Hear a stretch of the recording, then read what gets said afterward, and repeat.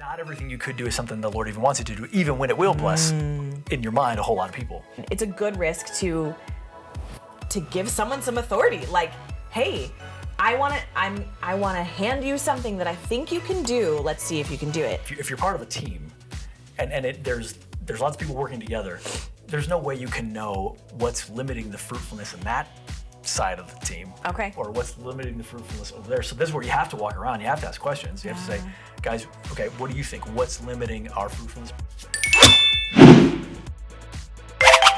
Hey, welcome back, BLP What's listeners. up? We're so glad that you are with us. Y'all, we have been in this series of the discipline of pausing. We're thinking through these 8 questions and we are winding it down. We have our 8th Last one. question Here we go. today.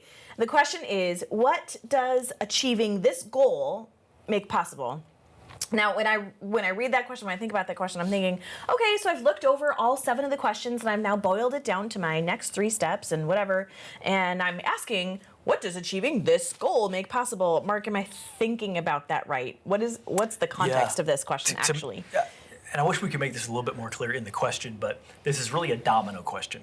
Okay, so I've thought through my pause, like I've gone through my calendar and I've thought through all the things I might do this coming year.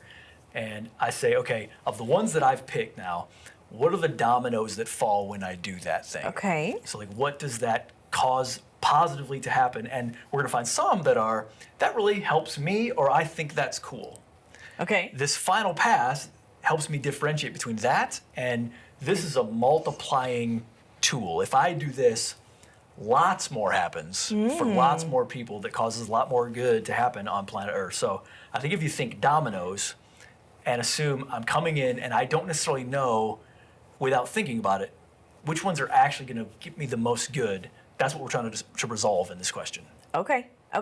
So it's not just what does this bring down the finish line, but what does this affect long term? Yes, Okay. and it's even me just in my own mind. See, a lot of this just is for me to make good decisions. I just need to get clear on that. It's about clarity. Yeah, that's good. So an example is like right here in the podcast studio. Yep. We've got some tech that we could update in the next week, and it'd be nice. It'd make our job slightly easier. Slightly, yes.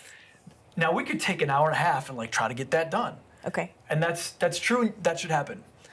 But I can have like 150 of those in my year like pause. Yeah. That I'm like, oh, we're gonna do these 150 little tweaks like that. Mm-hmm.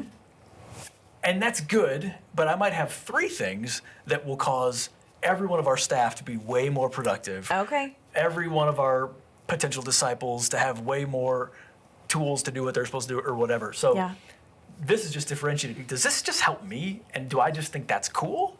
Okay. And there's nothing, I mean, if that's what you want to do, that's fine. But you just want to know that you're doing that. I spent a lot of years not really know, like I just saw so many things wrong that I wanted to fix. Okay. That I would spend a lot of time doing those, and I spent not enough time on I can do 2 or 3 things that are gonna make a lot of people way more effective. Yeah. But that's a little more boring to me, or it takes more time to prepare, or something like that. Okay. So when we started the church, we started this group. We mentioned it on the podcast before, but maybe you didn't hear that, called Joshua's Army. It was a tool that trained leaders. Also, it multiplied DNA. So even if the person wasn't necessarily going to be a tip of the spear leader, they still absorbed who we were and what we're doing, and that would bleed into every small group that they're in. And so that was a version of that's. The more I spent time on that, that's a multiplying tool versus let me get my emails formatted just the way they do at the mega church. Like those are just different the dominoes fall differently from those things. So that's what we're talking about. Yeah. What's a metaphor I can use? I mean, that's like I'm just riding my bike down the way versus I actually put a motor on my bike that's going to get me farther. Like maybe that's a bad metaphor. I don't know, but that's what I'm thinking. I think that's good. This is actually doing a lot more for us. Right. And it might be to take that metaphor somewhere. Okay, I can get a bike, and I like bikes. I'm into bikes. Yeah. Or I can get a van and pick people up. Because what I'm really trying to do is not just me enjoy a bike ride. I'm trying to get people to a place. That's really good. I want to pick on just a little bit of what you said, because I think more leaders need to hear this. You said something to the effect of, I might actually not enjoy this quite as much. Yeah, dude. Can you Yeah, and speak to that a little more? I think we all see this all the time. I remember seeing it a lot when we first started, and that is that there's ministry can be fun. Yeah, So like, heck yeah. you can find new tools, you can find new opportunities, and you can get to where you're just chasing sparklies. You're just like, that's cool. Let's do that for a while. Oh, but that's also cool. Let me go over here and do that. Yeah. And that just diffuses your focus. And when I have a bunch of sparklies that I want to try, Yeah. hey, dude, again, it's America. You can do whatever the heck you want to do. But there's other things that are, man, this is going to be a little bit more boring. There's a lot more legwork in that. Yeah. But the dominoes are, Yes. this causes a lot more good to happen for my people. That's so good. Yeah. That's so good. So- Because it's not just about us. It's about ultimately bringing the kingdom and expanding the kingdom. And that's a difficulty for up and coming leaders. Remember, you're going to have authority sometimes to do stuff that is ministry, but mostly it only blesses you or makes your life a little bit easier. Yeah. And I think you should make your life easier. Like leading better is, quicker, and that kind of thing is good. But then the big job, though, is to get the people from here to there as effectively as you possibly can. Yeah, So, that's so good. Bring us into a couple more leadership principles as you're thinking about, all right, we're putting our brain into what does this make possible? What are some things? yeah. So to clarify, we talked about just now, there's door opening goals versus nice to have goals. The nice to have is the little bells and whistles, the little sparklies. Okay. The door opening means it's a multiplier. It causes more things to happen. Okay. If I bring other people into this conversation, I'm just going to see more of what the actual dominoes are because I might not know about that. So some ways you can do that. One, you can bring in mentors and say, here's the things that I'm thinking about doing. What are the good things that I might not see that are coming from that? Mm-hmm. But then also, what are the potential dangers with that? What do you know about this already? This bites if you go down this road. And even it's just little bites, but there's a certain amount of pain that I'm excited about, so I'm not thinking about that thing. Yeah. We've gone to visit other churches over the years, and they're doing something really cool. And sometimes we get time with their staff, and we'll say stuff like, "Well, what was your biggest mistake with regard to this?" Or like, "What? I just want to know before I go into that thing. All those dominoes, some of them don't feel good." So one is mentors. I think nowadays, honestly, AI is just a great helper in terms of brainstorming. It's not that you're asking for it to have perfect omniscience about everything or be exactly right about everything, but you're saying, I'm having a hard time projecting into the future what happens when I do this thing. Yeah. What are the potential goods and the potential bads that come from that thing? And then of course, it's time in prayer, and even just asking the Spirit of Jesus, here's all my things, Jesus. What's the heat on? Which one of these? Give me clarity of thinking. What blesses my people the most? What and I think that'll bleed into the waiting on God conversation that hopefully we'll have in a future podcast upcoming. But not everything you could do is something the Lord even wants you to do, even when it will bless in your mind a whole lot of people. So that's where like this whole thing, and this is what I hope people aren't missing, because we've been in this talk about this tool where you do all the steps and you ask all the right questions, then you go like you get this thing at the end. This is what it is. I would never want to divorce this from its prayerful thinking with the Holy Spirit. Yes. It's just all of these questions you're asking with Him. What do you think about this, Lord? And like, what am I missing about this? Like just questions like that. Yeah. That if it gives you one little thing, dude, that's gold. Yeah. Like that's something that you wouldn't have had. And He doesn't waste His words, so. That's really, really good. What about fixing a bottleneck? Like we've got stuff in the way. We need to, it's limiting. Yeah.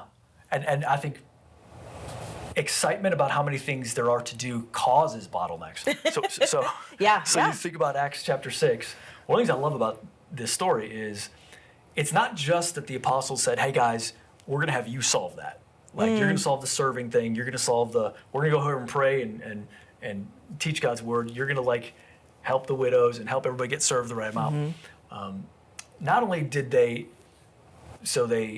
demonstrated, we trust you to do this, but in the culture of the first church, they created the expectation, oh, don't wait on the apostles to do everything. Like they're going to want other people to do stuff. So let's all just think about that. So they built into the culture this resistance to bottlenecks, when I'm bottlenecking, one of the things probably going wrong is I'm just trying to find more ways to get more done, but I'm not asking who can I give large chunks of things to that is competent, that will do a lot while I'm not looking and not paying attention and not having to do anything. Yeah. That's going to help bottlenecks. It's just, Yeah. but that itself is the domino. So somewhere along the line, you recruited, you got around people that would be competent to be able to take large stuff, or they're competent enough to do what you need them to do. Yeah. So I bottlenecks think, for sure. Yeah, if I can piggyback on that, I think sometimes as leaders we're hesitant to hand something over, either because we know we can do it maybe more quickly, more efficiently, or we think, I don't know if I can totally trust this person to like completely get it down the line. I think sometimes it's a good risk when it's not something that's going to maybe break your organization. It's a good risk to give someone some authority. Like, hey, I want to hand you something that I think you can do. Let's see if you can do it.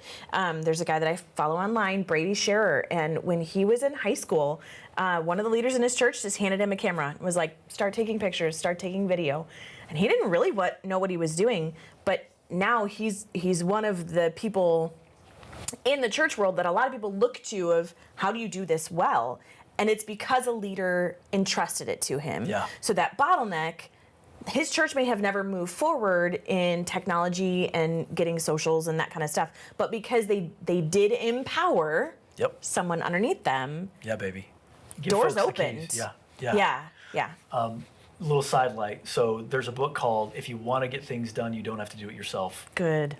It's a real step-by-step. Here's the proper way to delegate. Sometimes we can just think of delegation as like, here. And it's way more detailed than that's like, what's the scope of authority? When am I going to check in with you? What do you authorize to do versus what can you empower somebody else to do? All that can be very specific and actually kind of quick if we learn to do that. Yeah. But yeah. Yeah, that's really, really good. Okay, so we've talked about some leadership principles with this. Mark, do you have any hacks? Like, what are some metrics or some things that we can consider to help us decipher what it brings down the road? So I've got some thoughts. Remember, we're thinking about, okay, there's scattered little improvements versus system upgrades. That's a way to think about what we're talking about. What's a little improvement versus updates an entire system.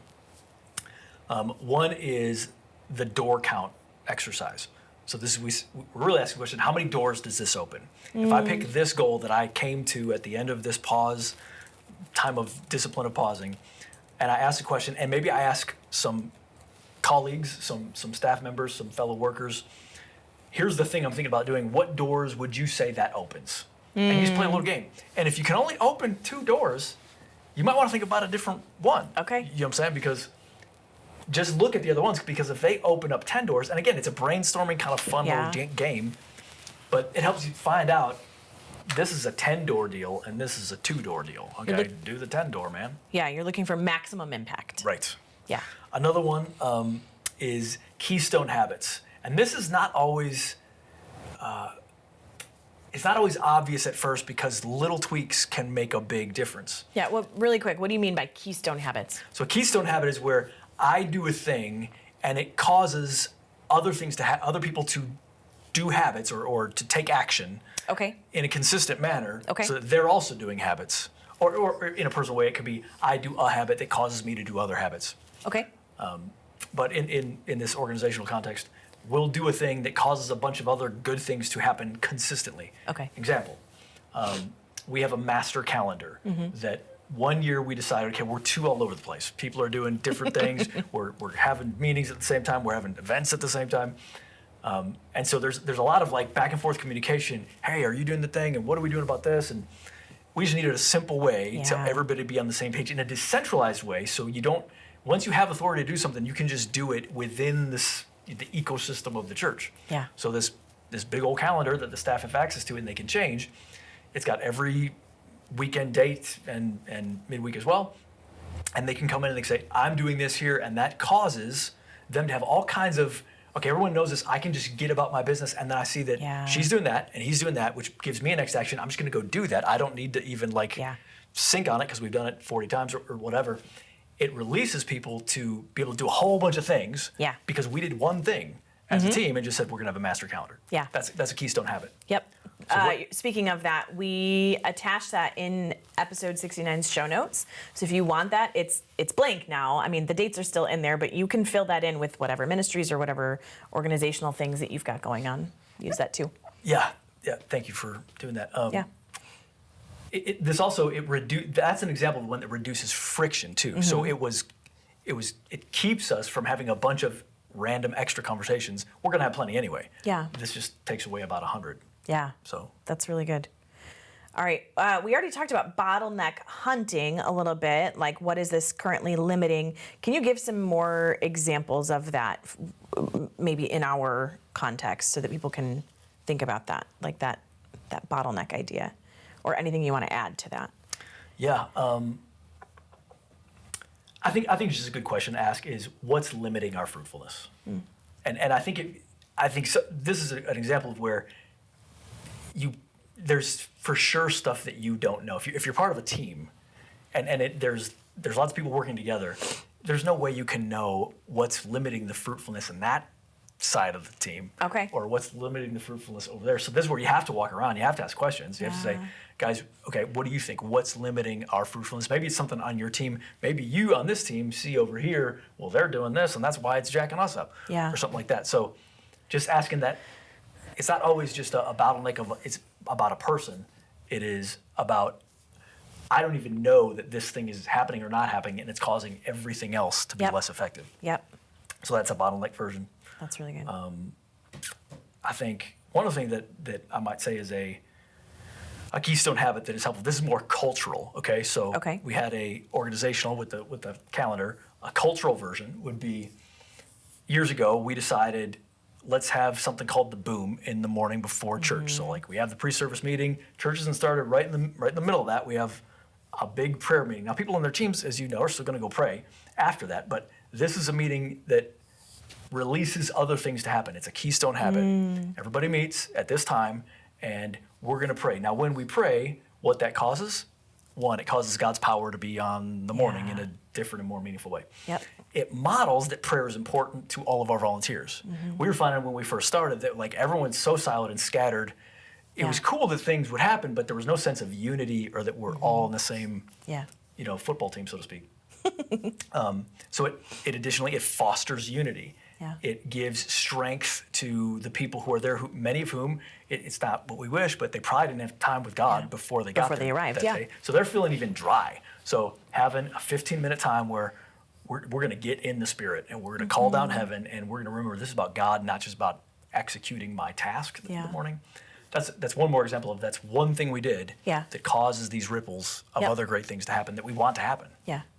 I think if you're looking in more of a secular context, that could look like you're probably not going to have a prayer meeting in your office, though maybe you could, and that we would encourage you if you can make that happen, like do that.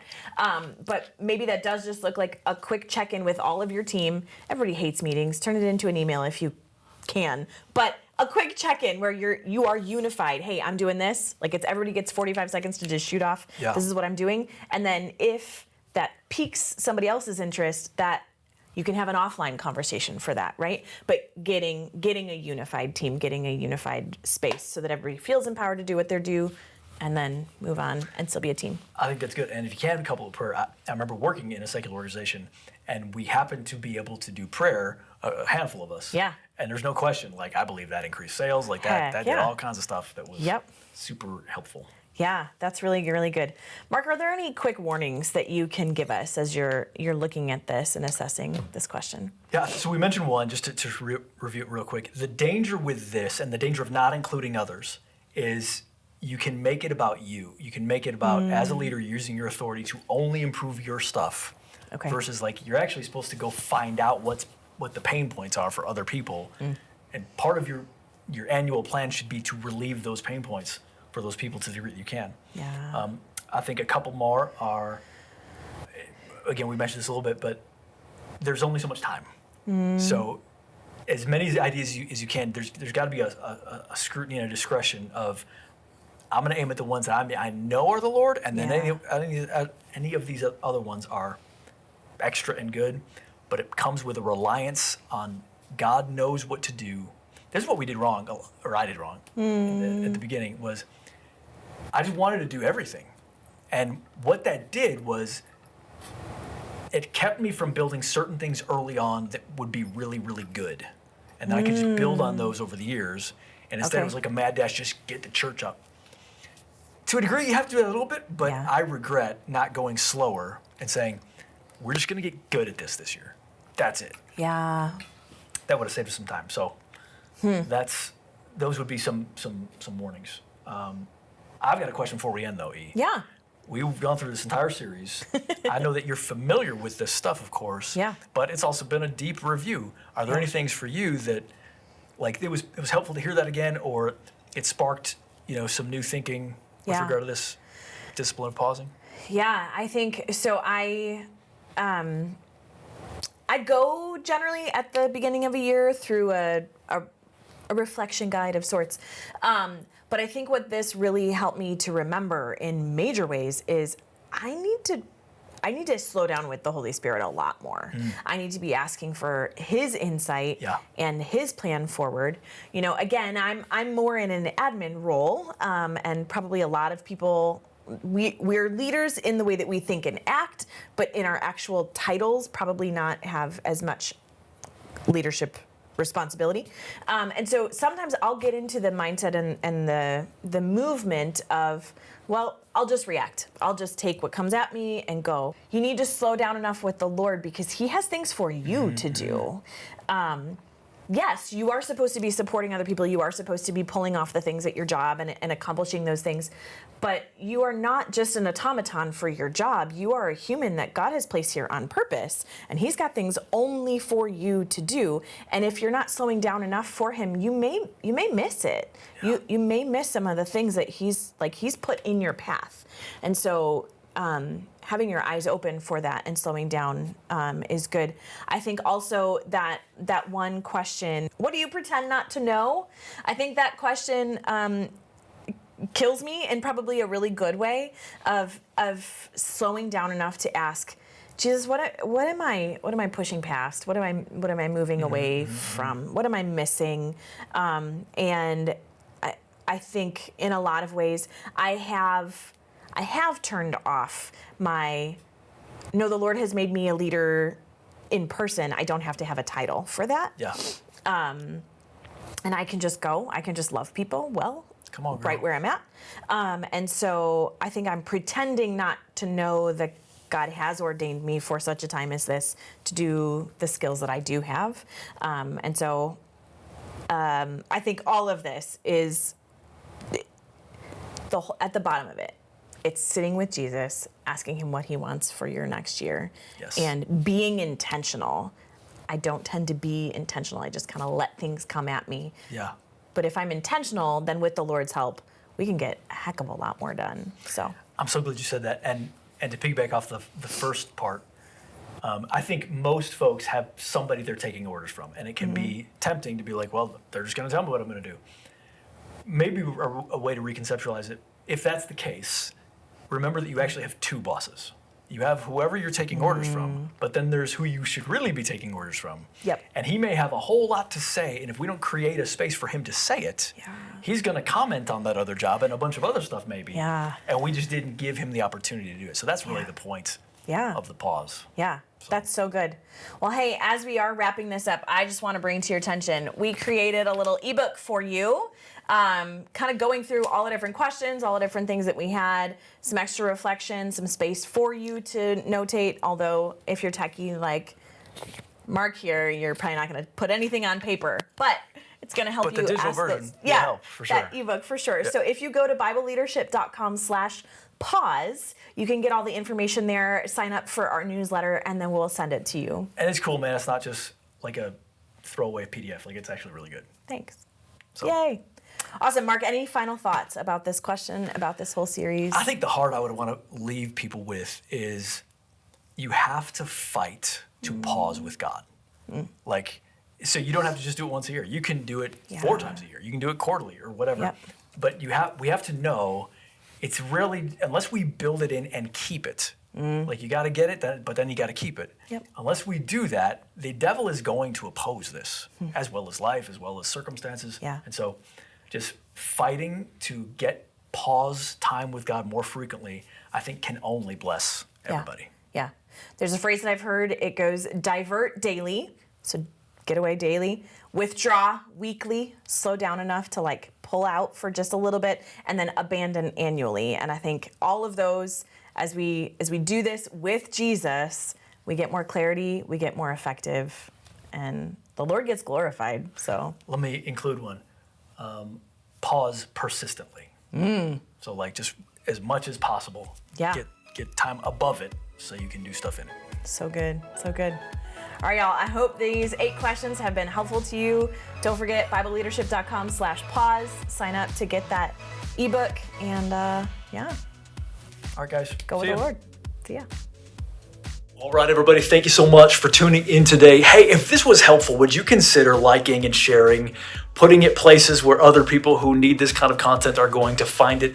Also, you may know that we have a lot of other places you can find our stuff: TikTok, Instagram, all the things. So go ahead and check those out in places where you're going to be anyway. And don't forget to lead strong today.